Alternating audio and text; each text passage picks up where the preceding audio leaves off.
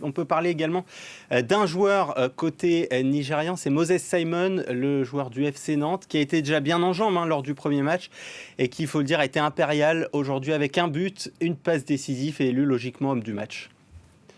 Oui, un but, une passe décisive, mais aussi beaucoup d'accélération sur son côté. Le jeu du Nigeria a penché à gauche avec quasiment la moitié des attaques qui ont eu lieu sur le côté gauche. Donc oui, c'est un match complet pour lui et il confirme son bon match, il confirme son bon premier match.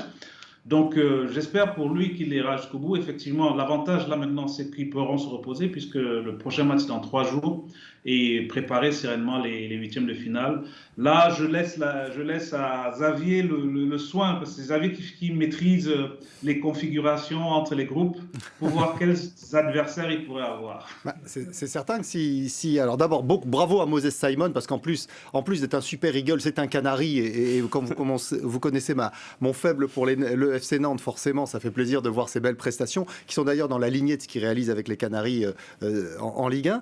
Mais pour en revenir au tableau, effectivement, le Nigeria en sortant premier s'épargne un huitième de finale très compliqué, puisqu'ils rencontreront un troisième. Donc normalement, ça devrait être largement à leur portée. Alors que le deuxième de ce groupe D, donc probablement l'Égypte, rencontrera le premier du groupe E. Donc un huitième de finale extrêmement compliqué. L'Algérie ou la Côte d'Ivoire, premier de ce groupe E. On verra évidemment à la fin de cette phase de poule. Un petit mot sur le programme de ce dimanche, la fin déjà de la deuxième journée de cette phase de poule avec 4 matchs prévus. D'abord le groupe F avec à 14h heure de Paris le Mali qui affronte la Gambie. Le vainqueur sera qualifié pour les huitièmes de finale. La Tunisie tentera elle de se relancer, ce sera à 17h contre la Mauritanie, et puis dans le même temps la Côte d'Ivoire peut assurer sa qualification face à la Sierra Leone, et puis à 20h le tenant du titre algérien qui doit se relancer face à la Guinée équatoriale.